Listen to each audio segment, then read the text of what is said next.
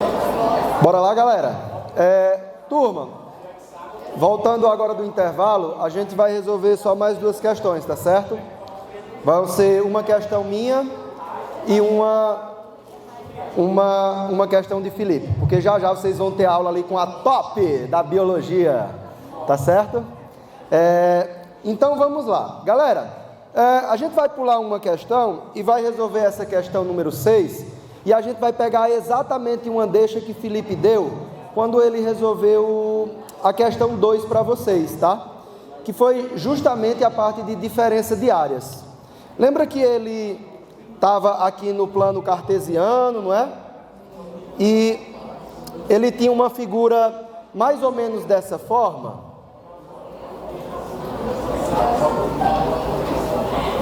Não era? E ele queria que vocês calculassem essa área que existia aqui.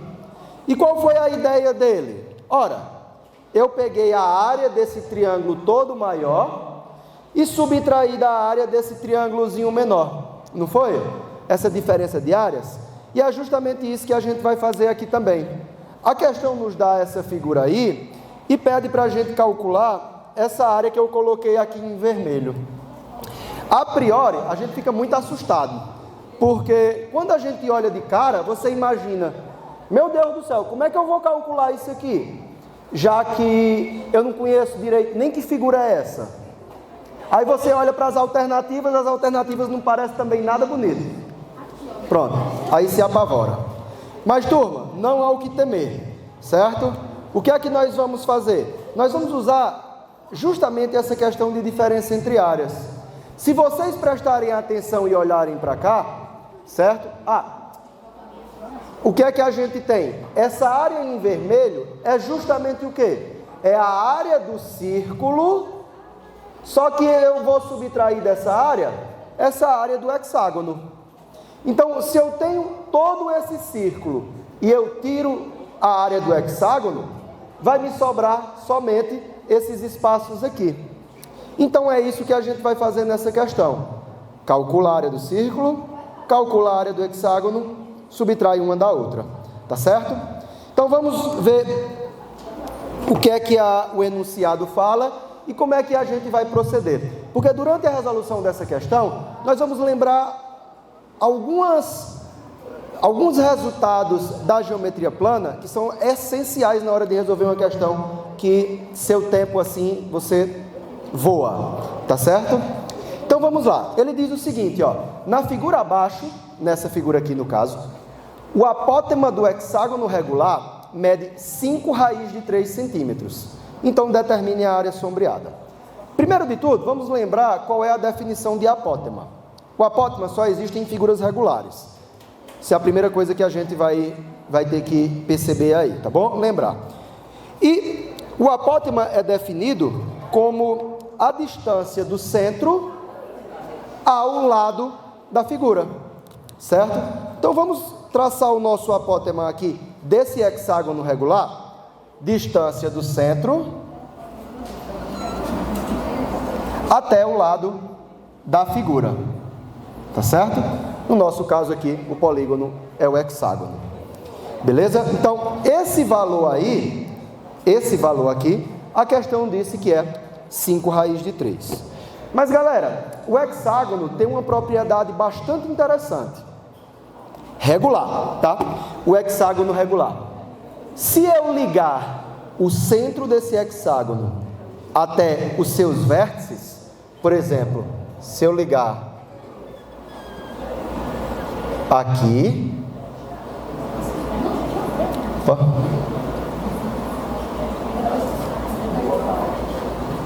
se eu ligar aqui, esse triângulo que agora eu vou colocar aqui em azul, tá certo? Esse triângulo maior, ele é um triângulo o quê? É um triângulo equilátero, não é? Então, o hexágono regular, quando eu ligo o centro dele a cada um dos seus vértices, eu divido esse meu polígono em triângulos equiláteros. No caso, 6 triângulos equiláteros menores. Ou seja, a área do hexágono é 6 vezes a área desse triângulo equilátero. Já que eu tenho um aqui, um aqui, um aqui, outro aqui, outro aqui, outro aqui. É como se eu somasse a mesma área 6 vezes. Tá certo? Outra coisa. Acontece, pessoal, que o apótema desse hexágono, ele vai ser justamente a altura desse triângulo equilátero. Beleza? Tá certo? Então, ó, essa distância aqui, que é o apótema, eu vou trazer aqui, ó, para cá, vai ser igual à altura do meu triângulo equilátero, tá? E aí, pessoal, a altura do triângulo equilátero a gente já tem que estar, né, memorizado, né? Qual é a altura do triângulo equilátero? L raiz de 3 sobre 2, onde L nada mais é do que o lado do triângulo equilátero, tá bom? Então vamos igualar isso, tá? Vamos fazer isso, ó. Eu vou chamar aqui de L por enquanto, mas vocês vão ver que já já L é uma outra coisa que vai nos servir bastante. Então, o apótema, qual é o valor? 5 raiz de 3. É igual à altura desse meu triângulo, que é L raiz de 3 sobre 2. Eu posso simplificar já o raiz de 3 com raiz de 3, de modo que eu vou obter que o lado do meu triângulo equilátero, ó, quando eu multiplico aqui em cruz, né, vai ser igual a 10 centímetros. Até aí tudo bem? Beleza, não é? Então o lado do meu triângulo equilátero vale 10 centímetros. Galera, o que é, certo? A distância do centro de uma circunferência até sua extremidade, até a própria circunferência. Como é que a gente chama essa distância? Raio da circunferência. Mas olha, o raio da nossa circunferência é exatamente o lado do triângulo equilátero. Então, o L é igual ao R da circunferência, que vai ser igual a quanto? 10 centímetros. Ok? Tranquilo até aí? Tranquilo, né? Então, só recapitulando, o que foi que a gente fez? A gente viu que o hexágono regular é dividido em 6 triângulos equiláteros, beleza? A gente calculou quem é a altura do triângulo equilátero usando a nossa formulazinha, né, o nosso resultado sobre a altura. E aí a gente descobriu quem é o lado do triângulo equilátero. E por consequência, a gente acabou descobrindo quem é também o raio da circunferência. No começo, a gente combinou que essa área que a gente procura é quem? A área de todo o círculo menos a área do hexágono regular, certo? E combinamos também que a área do hexágono regular é 6 vezes a área desse triângulozinho equilátero, porque a gente tem 6. Então vamos fazer isso, vamos calcular a parte, cada uma delas, ó. A área do hexágono, vou colocar assim, ó, vai ser igual a 6 vezes a área do triângulo equilátero. E novamente, qual é o resultado que me dá a área do triângulo equilátero, assim, já de cara, relacionando com o lado? L ao quadrado, raiz de 3 sobre 4, não é? Então, ó, 6 vezes L ao quadrado, raiz de 3 sobre 4. Isso aqui, galera, para que a gente não tenha que ir atrás de base, de não sei o que, não sei o que mais lá, é a área do triângulo equilátero, tá bom? Esse valor, quando a gente substitui pelo lado, já nos dá direto. Então, quem é que vai ser a área do hexágono? 6 vezes, o meu L ao quadrado é 10 ao quadrado. 10 ao quadrado, raiz de 3 sobre 4. Eu posso já também simplificar, ó. Quanto é 10 ao quadrado? 100, não é? 100 dividido por 4 dá quanto? 25. 6 vezes 25, 150. Eu estou fazendo um pouco mais rápido essa conta, já porque o nosso tempo está ficando um pouco mais curto. Mas quando eu simplifico 100 por 4 dá 25, 6 vezes 25, dá 150 centímetros ao quadrado, tá? Essa é a área do hexágono.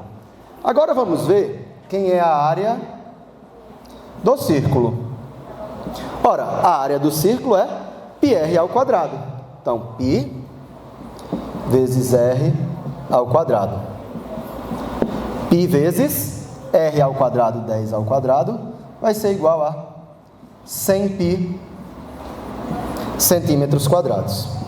Então, galera, por fim, para a gente terminar a questão, a gente já fez exatamente as duas coisas que a gente planejou no início. Calculamos a área do círculo e calculamos a área do hexágono. De modo que quando eu pego o círculo e subtraio o hexágono, me sobra só essas partezinhas aqui. Então vamos lá. Eu vou colocar como área H, como H sendo rachurado, tá? Então esse H aqui, ele significa rachurado, é a área que a gente quer. Então isso aqui é a área do círculo menos a área do hexágono. Quem é a área do círculo? 100π. E a área do hexágono?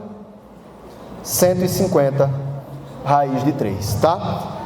Para aí, não para, porque olha como é que a questão nos traz, né? E aí a gente vai atrás do MDC, de 100 e 150.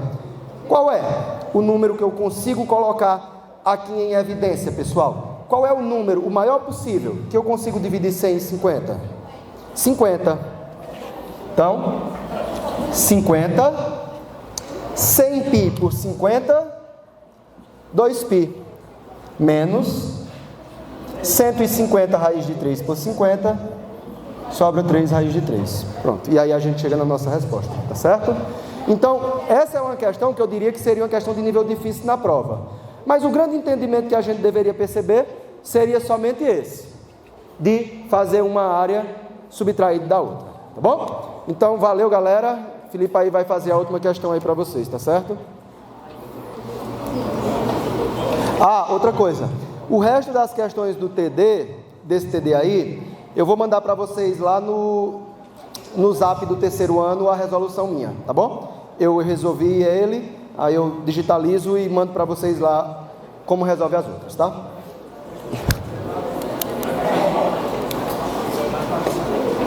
Valeu. Aperta o botãozinho.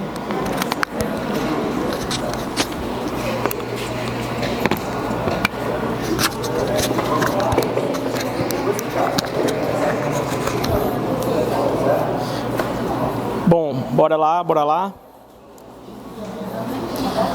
Bom, a gente agora vai finalizar, né, na última questão aqui, tá bom?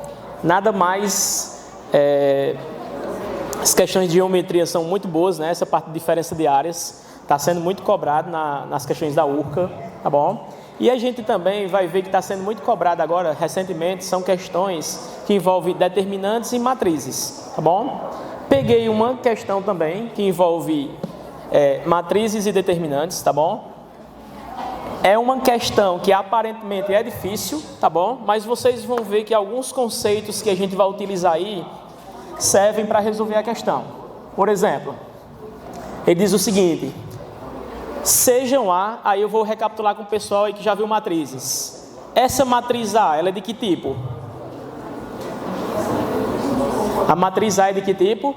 Quadrada de ordem 3, ou seja, ela tem 3 linhas, 3 colunas, tá bom? E a matriz B, ela é de que tipo? Matriz B é de que tipo? 3 por 1. Ela tem 3 linhas e uma coluna, tá bom?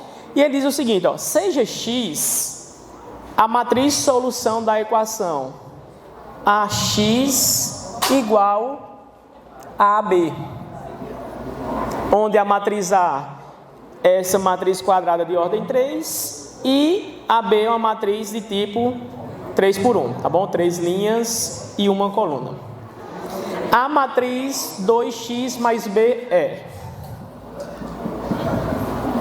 Pessoal, se você for tentar resolver essa questão da seguinte forma, pegando a matriz A, multiplicando pela matriz X, que eu não sei quem é, eu coloco lá os elementos da matriz X, Depois eu tento fazer a igualdade da matriz A, depois multiplicando pela matriz B, vai dar muito trabalho, tá bom?